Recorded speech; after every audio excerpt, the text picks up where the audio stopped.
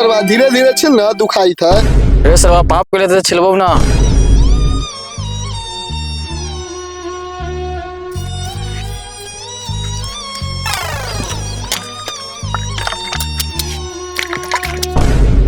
अरे सरवा अब झाट पर पानी बारिश होते का रे? झाट लखन तक केस हो तो पानी न मारू तो कैसे मारू? रुक सरवा फिर सरवा पगला गेल हो।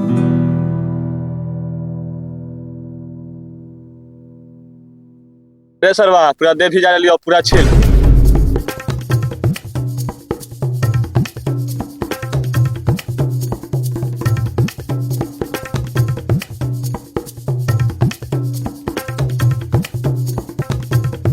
अरे सरवा दुखाई तो न हो धीरे धीरे छिल।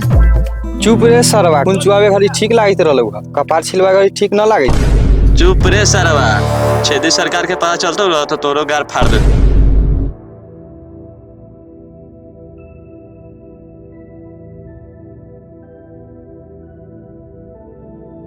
हट सरवा हो गेलो।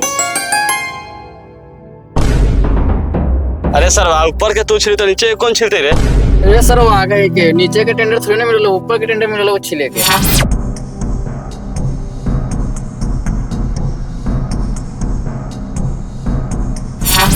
अरे बहिनचोद मियां खलीफा जैसन छौड़ी के कहाँ रख ले?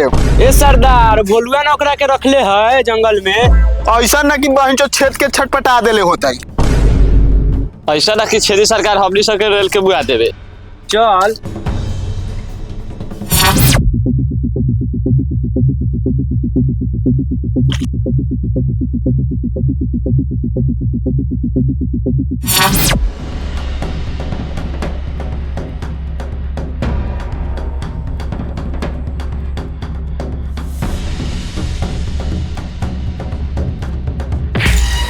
ये भोसरी एगो चुम्मा ला ना। भाग साला छिनरा। ई भोसरो मार के हमार बाजा फाड़ देलक। लवड़ा चिल्ला दोबारा कर छिनरा। भोसरो मार के बाजा फाड़ देला लौड़ा बोले होता। का भेलू रे सरवा?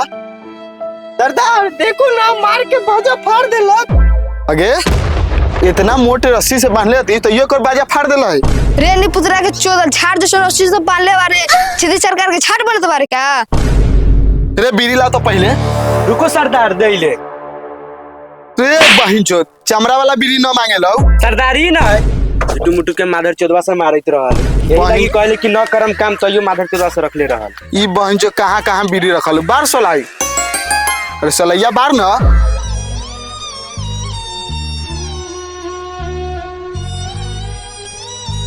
ए ओखली से बहुत छटपटाई थाते। छेदी सरकार के लगू चल इतना छेद बाबू कि हुए छटपटा के मरवे। बोलू ना सरदार अब ये छेद छाप रे सरवा तू छेद बही तो छेदी सरकार कथी छेदतई रे?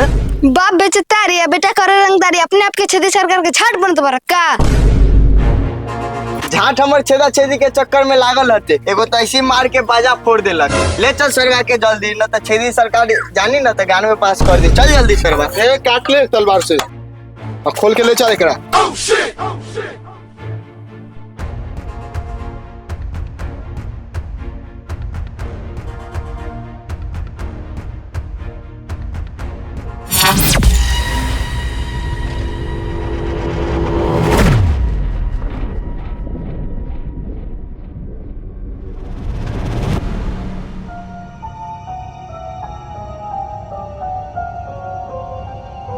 रे सरवा दोनों टकड़िया झाट दब ले का पिछले टकड़िया दाब ना दे।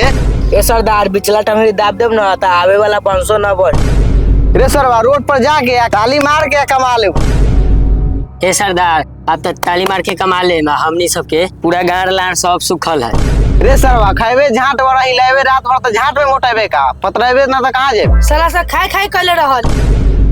रे सरवा उस समय गान में रे कुरगान में रे।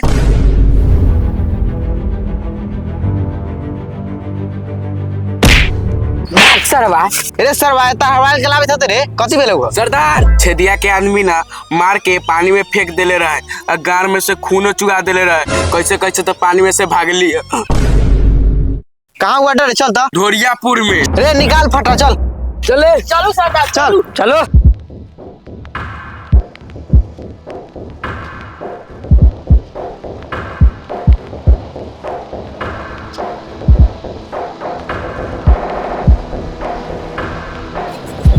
अरे जवानी छान के बेचब हम आ नैहर के चौक पर फाटल बाटे झूला सखी हो अरे फाटल बाटे झूला सखी दे बड़ा बौख पर जवानी छान के बेचब हम आ नैहर के चौक पर। अरे भाई चोद कौन सरवा हम रे? सरदार हुए धर धर धर धर धर धर।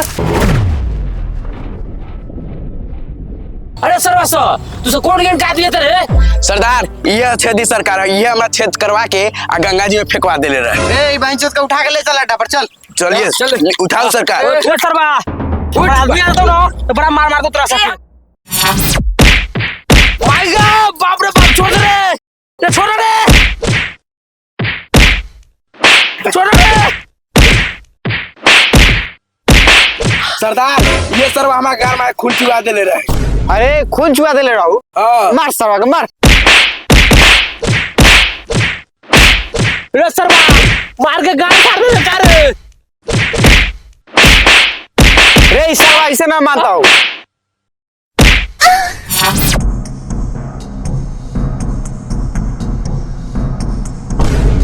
अरे भाग रे छेदिया का। चाओ रे सरवास बचाओ रे।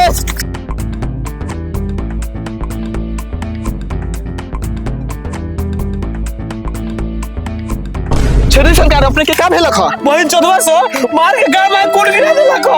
कौन गया के आदमी रहे सरवा? रे सरवा सरकार में छोड़ दे मराठा नहीं के छेदी सरकार छेदी सरकार चलो ओकरा अड्डा पर ले जाके छेद के मुआ देले। ए एका उठा ले। उठाओ। अरे सरवा केकरा कहां से उठा के ले रे? रे सरकार छेदे लागी। रे सरवा एकरा अड्डा पर जाकर रख दिए आ इस सरवा के लेके चल चौहट्टा पर टांग के आ तब भौकाल में उठा।